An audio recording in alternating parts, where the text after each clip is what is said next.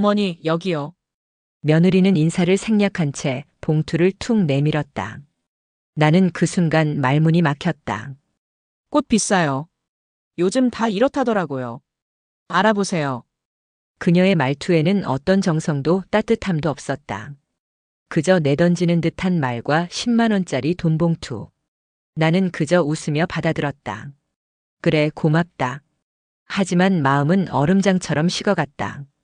이후 이야기가 궁금하시다면 구독과 좋아요, 알림 설정 눌러주시고 댓글 남겨주시면 여러분들에게도 큰 행복이 함께할 거예요. 어버이날 아침이었다. 햇살은 눈부셨고 마당에 핀 철쭉은 붉게 피어 있었다. 시계는 오전 10시를 조금 넘기고 있었고 나는 방 안에서 며느리와 아들이 오기를 기다리고 있었다. 그날은 특별한 날이기에 일찍부터 국을 끓이고 좋아하던 잡채도 손수 만들었다. 요즘 무릎이 시큰거리기는 해도 이럴 때 음식을 안 하면 또 언제 해보겠나 싶었다. 냄비에서 피어오르는 김 속에 내 마음도 함께 담겼다. 멀리서 자동차 소리가 들렸다. 나는 앞치마를 벗고 현관으로 나가보았다. 회색 SUV가 집 앞에 멈췄고 며느리 민정이가 먼저 내렸다. 이어서 아들 준호도 나왔다. 며느리는 한 손에 작은 봉투를 들고 있었고 다른 손엔 핸드폰을 쥐고 있었다. 나는 반가운 마음에 문 앞까지 나갔다. 어머니, 여기요. 며느리는 인사를 생략한 채 봉투를 툭 내밀었다. 나는 그 순간 말문이 막혔다. 꽃 비싸요. 요즘 다 이렇다더라고요. 알아보세요. 그녀의 말투에는 어떤 정성도 따뜻함도 없었다. 그저 내던지는 듯한 말과 10만 원짜리 돈 봉투. 나는 그저 웃으며 받아들었다. 그래, 고맙다. 하지만 마음은 얼음장처럼 식어갔다. 식탁에 앉아 잡채를 권했지만 며느리는 입을 대지 않았다. 탄수화물 안 먹어요. 다이어트 중이라서요. 아들은 조용히 고개를 숙이고 밥만 떴다. 그 모습이 더 서운했다. 한마디라도 엄마에게 따뜻한 말을 해주면 좋으련만. 아들은 며느리의 눈치를 보는 듯 했다. 그래도 한 젓가락은 먹어보지 그러니. 직접 만든 건데. 괜찮아요. 어머니 드세요. 며느리는 여전히 폰을 손에 쥔 채 화면을 들여다보고 있었다. 사진을 넘기는 손길은 무심했고 내 앞에 있는 나를 전혀 보지 않는 것 같았다. 나는 마음속에서 천천히 뭔가 무너지는 소리를 들었다. 그날 이후로 나는 마음속에 담긴 응어리를 하루하루 꾹꾹 눌러가며 살았다. 누구에게 털어놓지도 못하고 남편에게조차 말하지 못한 채 그저 며느리니까 아들 잘 되라고 손주 잘 자라라고 스스로를 타이르며 견뎠다. 하지만 마음이란 게 누르고 누른다고 사라지는 게 아니더라. 오히려 마음속 어딘가에 웅크리고 있던 서러움이 어느 날 갑자기 불쑥 터져나왔다. 며칠 전 손주 생일이었다. 아이가 6살이 되었고 나는 작은 케이크 하나라도 준비해주고 싶은 마음에 일찍부터 시장을 돌아다녔다. 생크림 케이크보단 아이가 좋아하는 초코 케이크, 그리고 알레르기 있는 딸아이 때문에 견과류는 빼고 그거 알아내는 것도 몇 번의 전화 끝에야 가능했다. 며느리가 바쁘겠지 싶어 내가 나섰고 아이한테는 나도 할미야라고 불리는 존재니까 당연한 일이라 여겼다. 작은 케이크 상자를 들고 도착하니 며느리는 눈썹을 찌푸리며 현관 앞에 나와 있었다. 어머님, 뭐하러 이런 걸 사오셨어요? 요즘 단 거 많이 안 먹이는데. 나는 멍해졌다. 방금 전까지 아이 좋아하는 케이크라며 손뼉치며 뛰어다니던 손주의 웃음소리가 들려왔는데 내 손에 들린 이 작은 상자는 그저 잉여였단 말인가. 집안엔 이미 며느리가 주문해둔 고급 베이커리 케이크가 있었다. 내가 들고 온 초코 케이크는 식탁 한쪽에 쓸쓸히 밀려났고 결국 냉장고 구석에 밀려 들어갔다.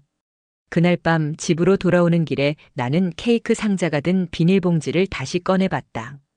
반도 먹지 않은 채 싸준 초코 케이크가 나를 쳐다보고 있는 것 같았다. 고작 이거 하나가 뭐라고 이 나이에 이런 취급을 받아야 하나, 별것도 아닌 걸로 마음이 휘청거렸다.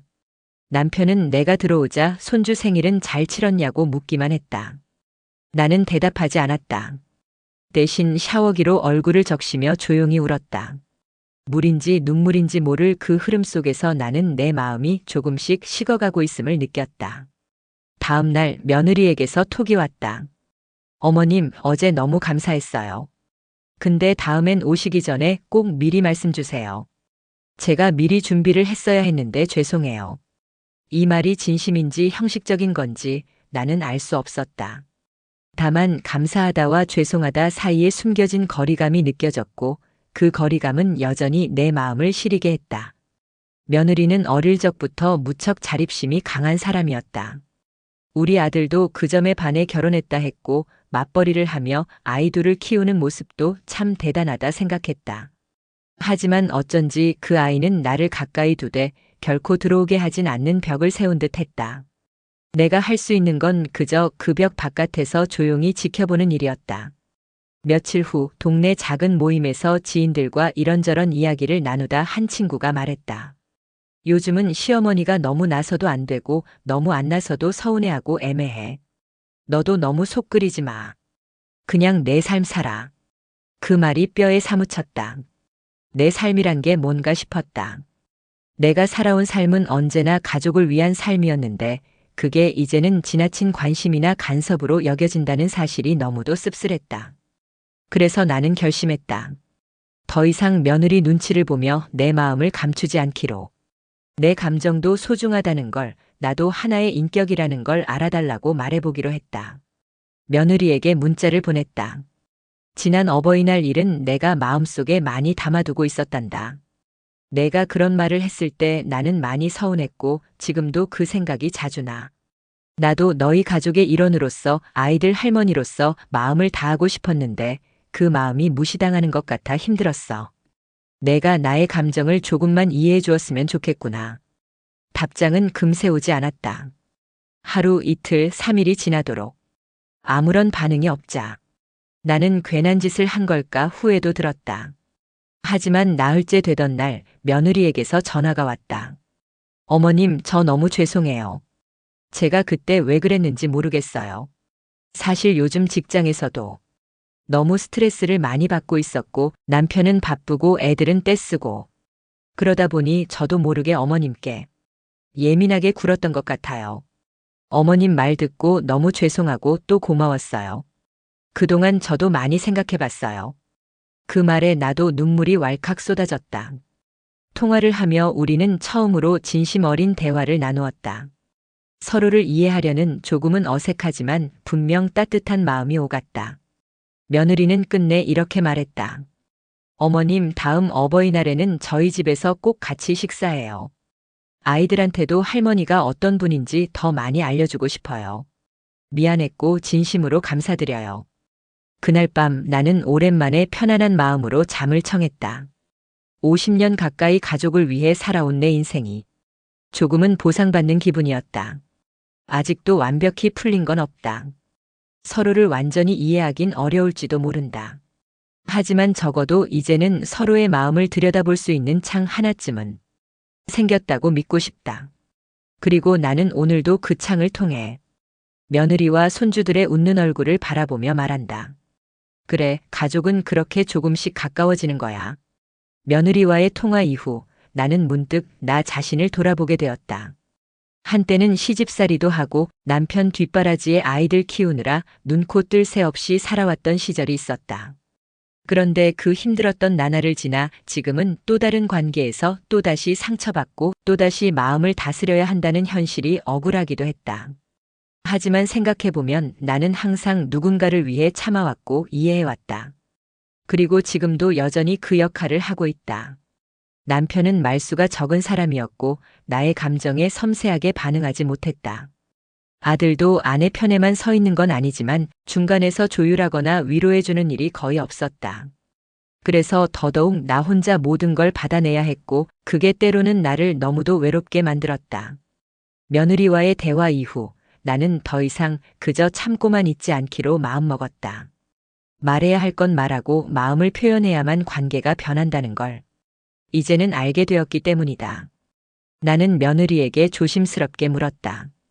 혹시 이번 주말 시간 괜찮으면 같이 시장 한번 갈래? 의외로 며느리는 흔쾌히 그러자고 했다. 그렇게 우리는 동네 재래시장으로 향했다.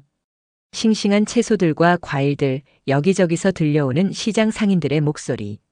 나는 어린 시절 어머니 손을 붙잡고 따라다니던 시장의 기억이 떠올라 괜스레 웃음이 나왔다. 어머님, 여긴 진짜 싸네요. 이거 봐요. 애호박이 2개에 1,000원이에요. 며느리는 눈을 반짝이며 물건을 고르고 있었다. 예전 같았으면 혼잣말하듯 조용히 샀을 텐데 오늘은 나에게도 이것저것 묻고 웃으며 말을 걸었다. 이거 조림해 주실 수 있으세요? 아이들이 요즘 밥을 잘 안 먹어요. 나는 순간 가슴이 찡해왔다. 저 아이도 엄마로서 얼마나 애쓰고 있는지, 그리고 내게 도움을 청하는 그 눈빛에서 예전의 나를 본 듯 해서였다. 그럼 내가 해줄게. 내가 힘들면 언제든 말해. 시장 한 바퀴를 다 돌고 집에 돌아오는 길 며느리는 조심스럽게 말했다. 어머님, 저 그날 5만 원 봉투 아직도 기억하시죠? 나는 순간 멈칫했다. 그렇게 직접적으로 그 이야기를 꺼낸 건 처음이었다. 나는 대답하지 않고 그저 며느리의 얼굴을 바라봤다. 사실 그때 제가 일부러 그런 건 아니었어요. 정말 그냥 무심코, 근데 돌이켜보니 너무 무례했더라고요. 저도 어릴 적 친정엄마한테 그렇게 하면 안 되겠다는 생각이 들었어요. 근데 어머님께는 너무 쉽게 그랬던 것 같아서 진심으로 사과드리고 싶었어요. 나는 순간 눈물이 핑 돌았다. 말이란 게 참 묘하지 않은가. 한마디 진심 어린 사과에 가슴에 쌓였던 먼지가 쓸려 내려가는 기분이었다. 나도 너한테 너무 기대했던 것 같구나. 내가 바쁜 것도 알고 고생하는 것도 알면서 내가 외로운 마음에 괜히 서운했던 것 같아. 아니에요. 어머님 마음 충분히 이해해요. 제가 그동안 너무 몰랐어요.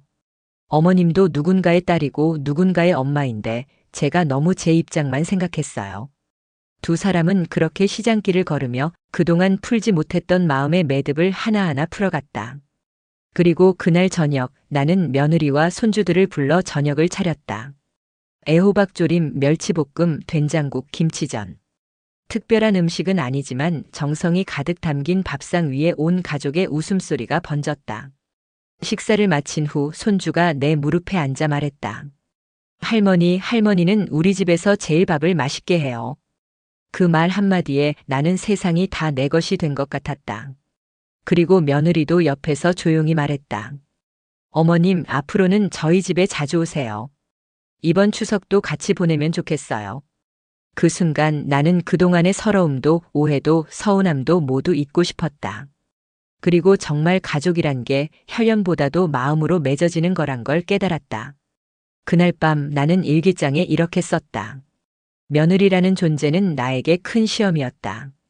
하지만 그 아이를 통해 나는 다시 나 자신을 돌아보고 가족이란 이름의 무게를 배웠다. 용서와 이해는 말로만 되는 게 아니란 걸, 그리고 진심은 결국 통한다는 걸 알았다. 나는 오늘 며느리의 손을 꼭 잡았다. 우리가 함께 걸어갈 시간이 이제서야 진짜 시작되었다. 그렇게 시간이 흘러 추석이 가까워졌다. 나는 예전처럼 명절을 앞두면 들뜨고 분주해지곤 했다. 특히 손주들을 위해 전을 부치고 송편을 직접 빚는 게 내겐 큰 기쁨이었다. 그런데 며느리에게 추석 준비 이야기를 꺼내자 그 얼굴이 살짝 굳어지는 게 보였다. 어머님, 이번 추석은 저희 친정에 좀 오래 있을 것 같아요. 나는 순간 가슴이 철렁 내려앉았다. 오래라는 말이 마음을 쿡 찔렀다. 나도 아들 내외와 손주들과 오순도순 보내고 싶은 명절인데 또 혼자 보내야 하는 걸까 싶었다. 아, 그렇구나. 몇 박 며칠 계획인데? 며느리는 조심스레 대답했다. 추석 전날부터 3박 4일 정도요. 사실 엄마가 편찮으세요. 병원에 입원하셨는데 퇴원하시고도 계속 누워 계신데요. 나는 순간 미안한 마음이 들었다. 친정 어머니가 편찮으시다니 며느리 입장에서 얼마나 걱정될까 싶었다. 하지만 동시에 서운함도 밀려왔다. 나도 혼자다. 나도 늙고 병들기 시작했고 손목도 무릎도 정 같지 않다. 그런데 누구 하나 내 걱정은 해주지 않는다는 생각이 문득 올라왔다. 그럼 우리 집엔 언제 오니? 아마 일요일쯤 될 것 같아요.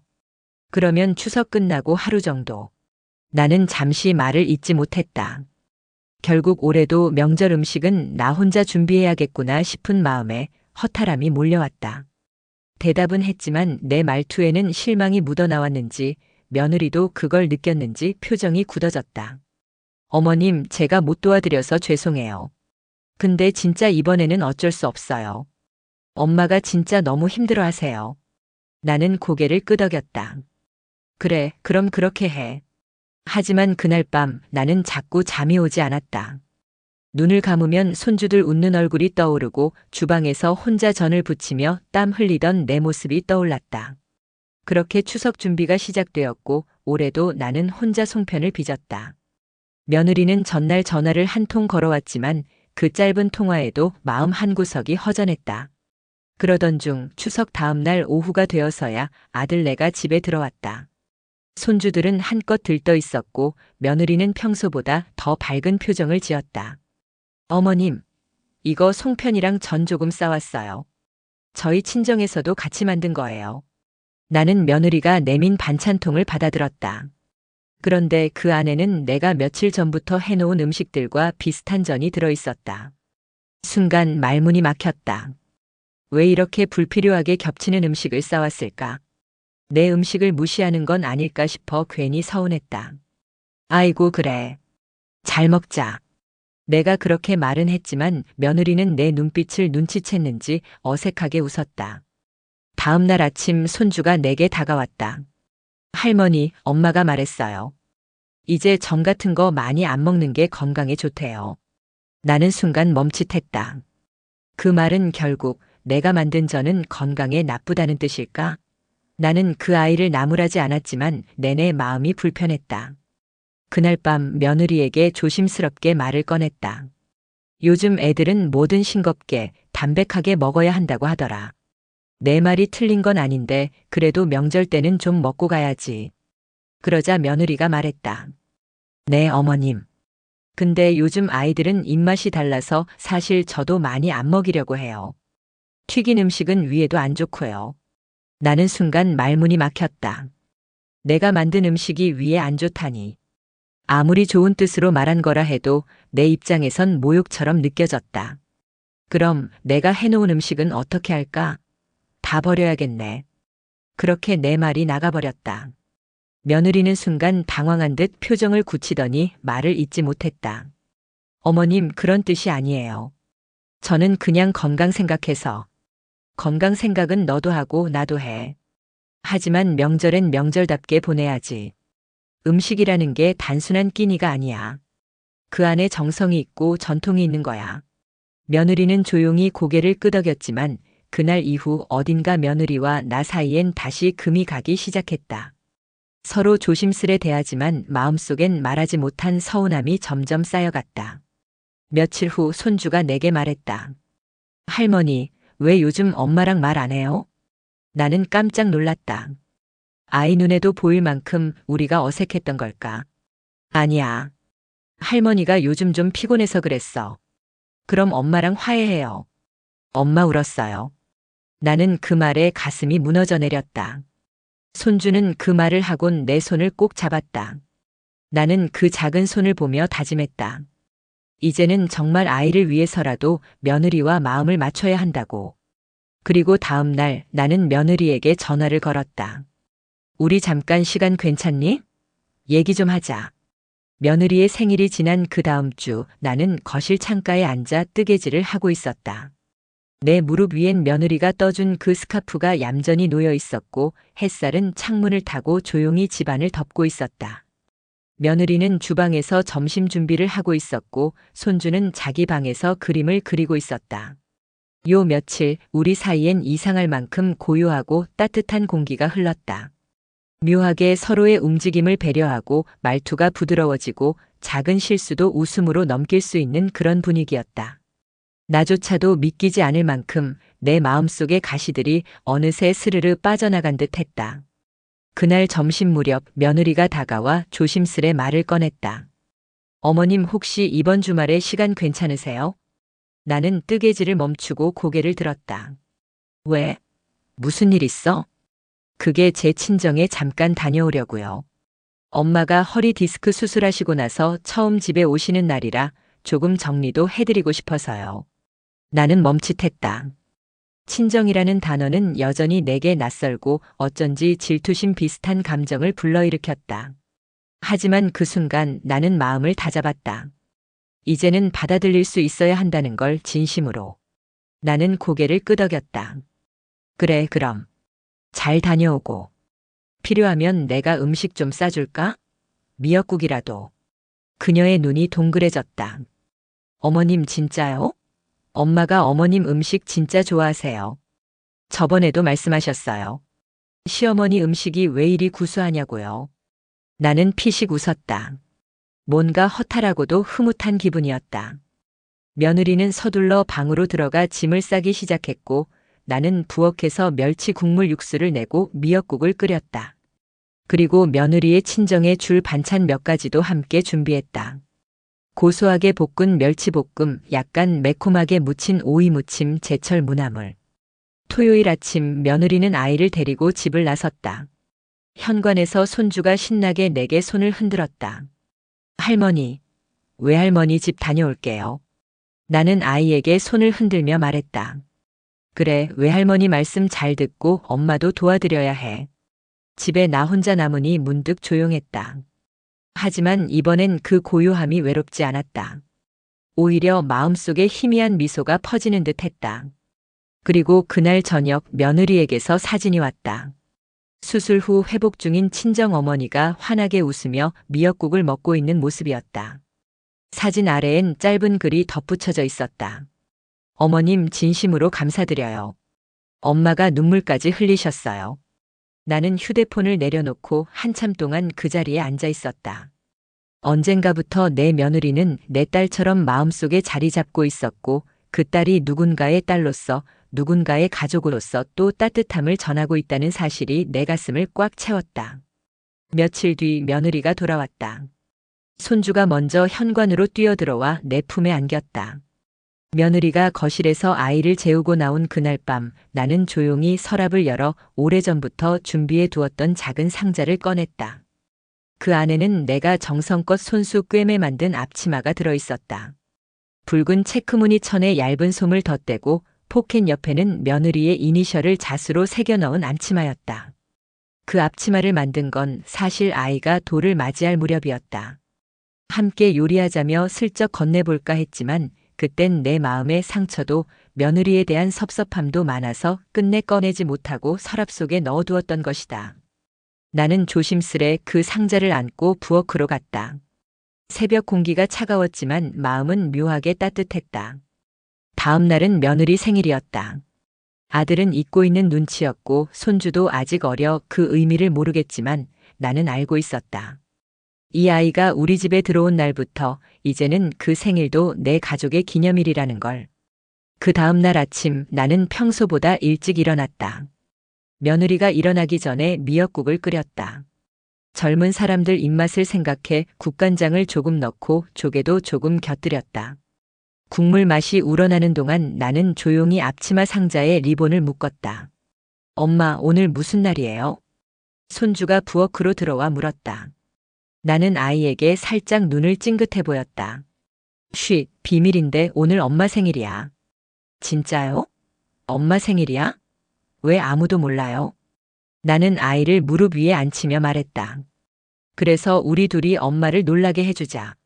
엄마가 좋아하는 케이크도 조금 있다가 아빠한테 사오라고 할 거야. 아이의 눈이 반짝였다. 아이의 손을 꼭 잡은 채 나는 잠시 멈추었다. 며느리에게 줄 말을 마음속으로 여러 번 되뇌었다. 그리고 며느리가 거실로 나왔다. 어머님 벌써 일어나셨어요? 조금 부스스한 얼굴로 그녀는 말했다. 응, 너 생일이라 일찍 일어났지. 그 말에 그녀는 순간 멈췄다. 며느리는 아무 말도 하지 못하고 입술을 꾹 다물었다. 아마도 아무도 기억하지 못할 거라고 생각했을 테지. 늘 아이에게만 남편에게만 집중되던 생일이었으니까. 나는 앞치마 상자를 내밀었다. 이거 너한테 주고 싶었어. 오래전에 만들어둔 건데 이제야 줄 수 있게 됐네. 그녀는 떨리는 손으로 상자를 받았다. 조심스럽게 리본을 풀고 앞치마를 꺼냈다. 그리고 손끝으로 자수 부분을 쓰다듬었다. 이거 직접 만드신 거예요? 나는 고개를 끄덕였다. 그날 오후 며느리가 조심스럽게 거실로 들어왔다. 내가 전화로 얘기 좀 하자고 한 뒤 그 아이는 나를 피해 숨지 않고 정면으로 마주했다. 나는 작은 상 위에 따뜻한 차 2잔을 올려두고 며느리와 마주 앉았다. 처음엔 둘 다 말이 없었다. 차에서 나는 은은한 향이 방 안을 가득 채웠고 손주들은 방에서 조용히 놀고 있었다. 그 고요한 순간이 오히려 마음을 더 무겁게 만들었다. 지난번 일 말이야. 내가 먼저 입을 열었다. 내가 좀 예민하게 받아들인 것 같아. 음식 얘기도 그렇고 내 친정 가는 것도. 며느리는 고개를 떨구고 내 말을 듣고 있었다. 나는 잠시 말을 멈추고 그녀의 표정을 살폈다. 눈가가 촉촉해져 있었다. 사실 혼자 지내다 보니까 손주들 보는 게 큰 낙이었거든. 너희가 오면 그 하루가 얼마나 기다려졌는지 몰라. 근데 매번 너희가 내 마음까지 알아줄 거라고 기대하는 것도 내 욕심이었을까 싶어. 그 말에 며느리는 조용히 고개를 들었다. 눈물이 그렁그렁 맺힌 눈으로 마치 오랫동안 참고 있던 말을 꺼낼 준비를 하는 듯 했다. 저도 죄송했어요. 정말 죄송했어요, 어머님. 그녀는 두 손을 무릎 위에 가지런히 올린 채 조심스럽게 말을 이었다. 처음 시집 왔을 때 어머님이 해주신 음식이 너무 맛있었어요. 그 정성, 손맛 전 정말 부러웠어요. 저희 엄마는 워낙 바쁘셔서 저는 그런 걸 못 배우고 자랐거든요. 나는 순간 놀랐다. 그런 말을 들은 건 처음이었다. 늘 내 음식을 당연하게 생각하는 줄만 알았는데 아니었구나 싶었다. 근데 점점 잘하고 싶은 마음은 있는데 뭔가 어긋나기만 하더라고요. 특히 명절만 되면 긴장이 돼요. 뭘 해도 부족해 보일까봐. 그 말에 내 가슴이 철렁 내려앉았다. 내가 모르는 사이 며느리도 불안하고 외로웠구나. 나는 그제야 깨달았다. 며느리도 나처럼 인정받고 싶었던 거다. 잘하고 있다는 말 한마디, 수고했다는 눈빛을 기다리고 있었던 것이다. 내가 그걸 몰랐네. 그냥 너는 내 아들하고 결혼했으니 당연히 이 집안 사람이 되어야 한다고 생각했어. 근데 너도 아직 배우는 중이었지. 나도 너한테 배워야 하는 게 있는데 그걸 놓치고 있었구나. 그 말을 하자 며느리는 눈물을 흘렸다. 조용히 참았던 감정이 쏟아지듯 그녀의 뺨을 타고 눈물이 흐르고 있었다. 어머님 정말 감사합니다. 저 사실 너무 무서웠어요. 혹시나 어머님이 저 싫어하실까봐. 그래서 괜히 더 방어적으로 굴었나 봐요. 나는 그 말을 들으며 천천히 며느리의 손을 잡았다. 따뜻하고 여리지만 분명한 온기가 느껴졌다. 싫어하긴 너 나한텐 하나뿐인 며느리다. 너밖에 없어. 그러니 이제 우리 서로 조금씩 맞춰가자. 너도 내 방식이 있을 테고 나도 내 세월이 있잖니. 근데 그걸 서로 무시하지 말고 같이 만들어보자. 우리 집의 방식으로. 그 순간 며느리는 내 손을 꼭 쥐었다. 마치 그동안의 오해와 상처를 다 털어내는 듯 두 손이 맞닿은 그 자리에 따뜻함이 퍼졌다. 그리고 우리는 부엌으로 갔다. 처음으로 명절이 끝난 그 늦은 오후에 둘이 함께 주방에 섰다. 며느리는 반죽을 하고 나는 조리법을 조용히 알려주었다. 여기 이 김치전은 이렇게 해서 구우면 바삭하면서도 촉촉해. 아, 어머님 이렇게요? 와, 이렇게 하면 진짜 다르네요. 나는 그 반응에 웃음을 터뜨렸다. 그 웃음에 며느리도 웃었고 그 순간 손주가 부엌으로 뛰어들어왔다. 엄마, 할머니, 같이 요리해요? 나는 아이를 번쩍 안아 올리며 말했다. 그럼 우리 셋이 명절 음식 학교야. 너도 제자가 되어야지. 그날 저녁 부엌에는 웃음이 끊이지 않았다. 전을 굽는 기름소리와 간간이 터지는 웃음소리, 그리고 조용한 대화 속 진심들이 부딪혀 어우러지며 오래된 벽을 허물고 있었다. 밤이 깊어가자 며느리는 조용히 내게 말했다. 어머님 정말 오늘 너무 감사했어요. 이런 대화 사실 평생 못할 줄 알았어요. 나는 그녀를 바라보며 말했다. 우린 가족이잖니. 가족은 말 안 하면 몰라. 때론 싸우고 오해하고 속상해도 결국 다시 돌아오게 돼. 그게 가족이야. 그 말에 며느리는 조용히 고개를 끄덕였고 나는 손주를 안은 채 따뜻한 미소를 지었다. 그 밤 나는 오랜만에 편안한 잠을 잘 수 있었다. 그리고 알 수 있었다. 가족이란 피보다 진심이 더 중요하다는 걸. 응. 너랑 같이 요리하고 싶다는 생각은 오래전부터 했어. 근데 내가 좀 내 방식만 옳다고 생각했나 봐. 그녀는 앞치마를 꼭 껴안았다. 그리고 한참을 말없이 서 있었다. 그러다 조심스럽게 나를 바라보며 말했다. 어머님, 저도 선물이 있어요. 그녀는 방으로 들어가더니 작은 봉투 하나를 들고 나왔다. 안에는 손편지 한 장과 직접 뜬 작은 스카프가 들어 있었다. 이거 제가 처음으로 떠본 거예요. 어머님이 산책 나가실 때 목에 두르시면 좋을 것 같아서 어설프지만 마음은 가득 담았어요.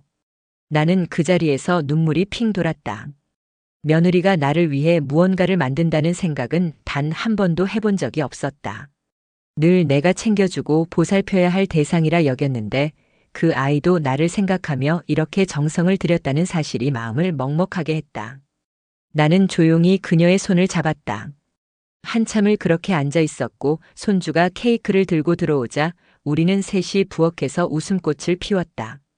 그날 저녁 아들이 퇴근 후 케이크를 들고 들어왔다. 며느리는 깜짝 놀란 듯 했지만 이미 내가 준비해둔 작은 잔치 덕분에 집안은 축제 분위기였다. 엄마가 전화해서 알려주셨죠? 며느리는 웃으며 아들에게 말했다. 응. 미안, 나 오늘은 솔직히 깜빡했어. 근데 엄마 덕분에 내 점수 살았지 뭐야. 그 말에 나는 웃음을 참지 못하고 손으로 며느리의 어깨를 가볍게 두드렸다. 이제 우리 며느리 생일은 내가 챙길 거야. 나중에 손주가 크면 그땐 걔한테 맡기고 말이야. 그날 밤 며느리는 처음으로 나를 안았다. 조심스럽고 서툴지만 진심이 느껴지는 포옹이었다. 엄마 감사합니다. 이제야 진짜 가족이 된 것 같아요. 그 말에 나는 눈물이 났다. 엄마라는 그 단어.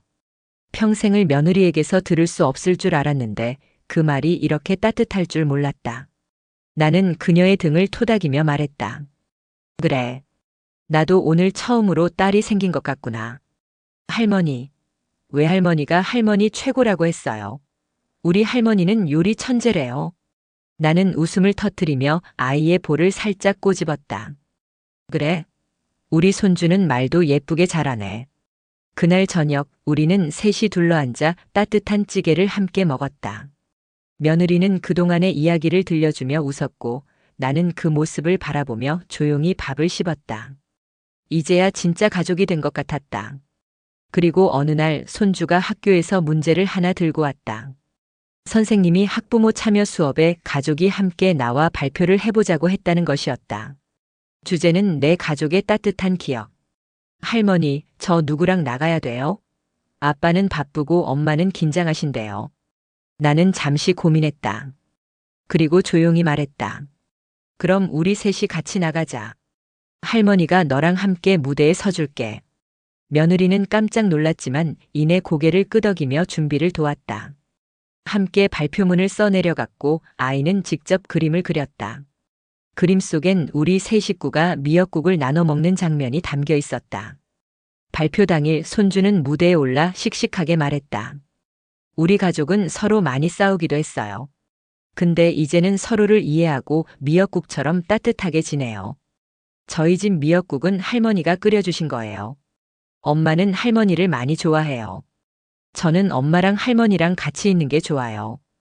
교실 안에서 가벼운 웃음과 박수가 흘렀다. 나는 조용히 눈시울을 닦았고 며느리는 내 손을 꼭 잡았다. 가족이란 때론 고르고 다듬고 꿰매야 하는 옷 같았다. 처음엔 낯설고 어색했지만 시간이 지나면 체온처럼 따뜻해지는 것. 그리고 우리는 지금 서로의 체온에 적응해가는 중이었다.